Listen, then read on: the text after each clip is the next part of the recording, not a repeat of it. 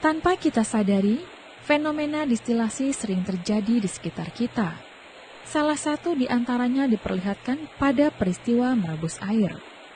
Saat air mulai mendidih, penguapan mulai berlangsung. Menurutmu, apa yang akan terjadi pada uap jika uap tersebut dikontakkan dengan benda yang lebih dingin?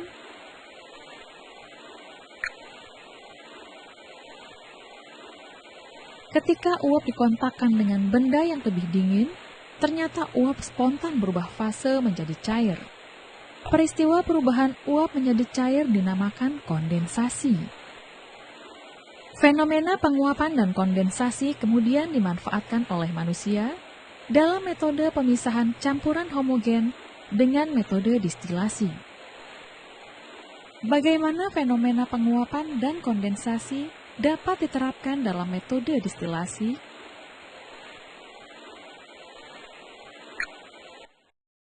Metode distilasi bekerja berdasarkan perbedaan titik didih zat-zat penyusunnya. Contohnya pada penyulingan air laut. Pada larutan tersebut, air yang memiliki titik didih lebih rendah menguap lebih dahulu daripada garam yang memiliki titik didih lebih tinggi, sehingga air mulai memisahkan diri dari larutan saat suhunya mencapai titik didihnya.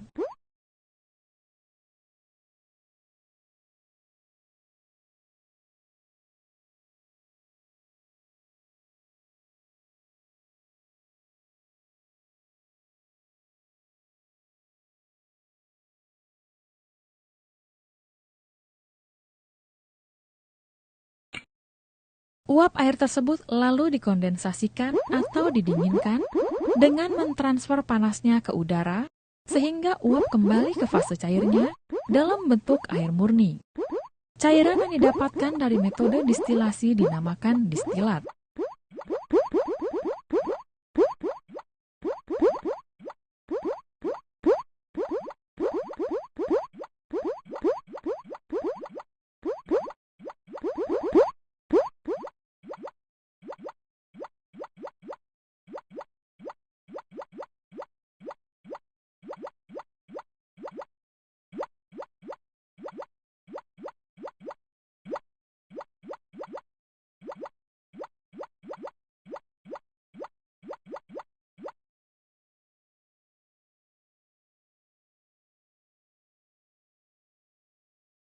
Saat ini alembik telah berkembang hingga menjadi alat penyuling modern yang telah digunakan di laboratorium saat ini.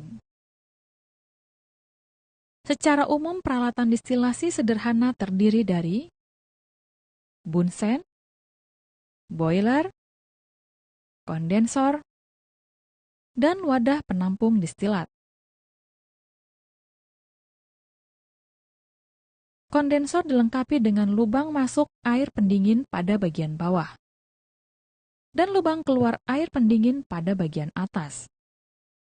Keduanya berfungsi untuk menghasilkan sirkulasi air pendingin di dalam kondensor, sehingga suhu kondensor tetap terjaga pada suhu lebih rendah daripada uap air.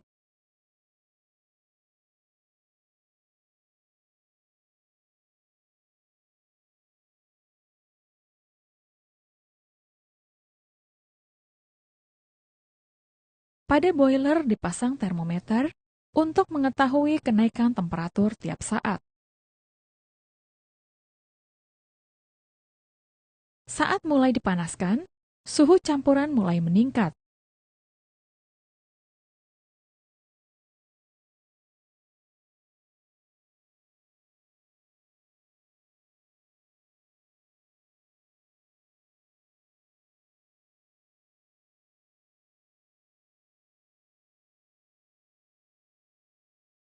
Zat yang memiliki titik didih lebih rendah menguap terlebih dahulu.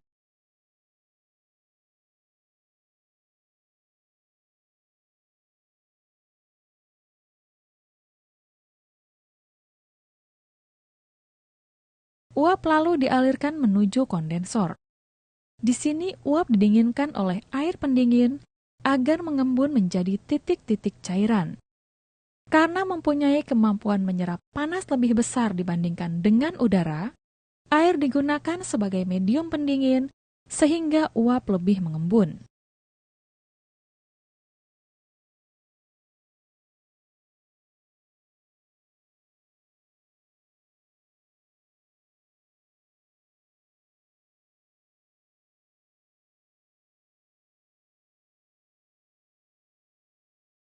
Kemudian titik-titik cairan tersebut ditampung di dalam wadah penampung.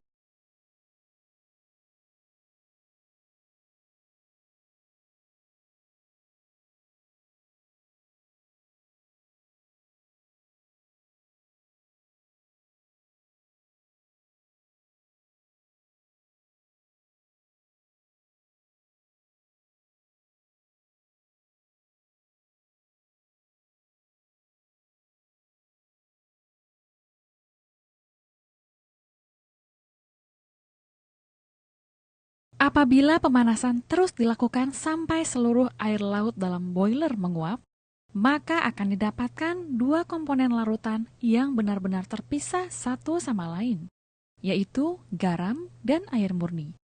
Menurutmu, apakah air hasil distilasi aman untuk diminum?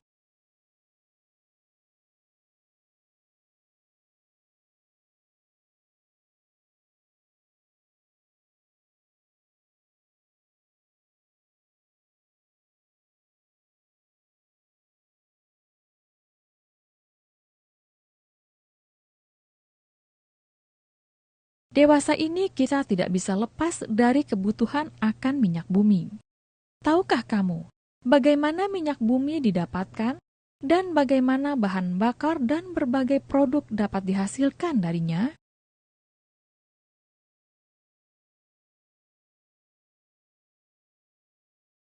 Minyak mentah atau biasa dikenal sebagai minyak bumi didapatkan dengan cara pengeboran terhadap kerak bumi sampai menembus lapisan yang mengandung minyak. Karena merupakan campuran homogen dari zat-zat yang berbeda, maka minyak bumi hasil pengeboran tidak dapat langsung dimanfaatkan. Minyak bumi tersebut harus diolah terlebih dahulu untuk mendapatkan zat-zat penyusunnya secara terpisah. Karena merupakan campuran homogen dari zat-zat yang berbeda, maka minyak bumi hasil pengeboran tidak dapat langsung dimanfaatkan. Minyak bumi tersebut harus diolah terlebih dahulu untuk mendapatkan zat-zat penyusunnya secara terpisah.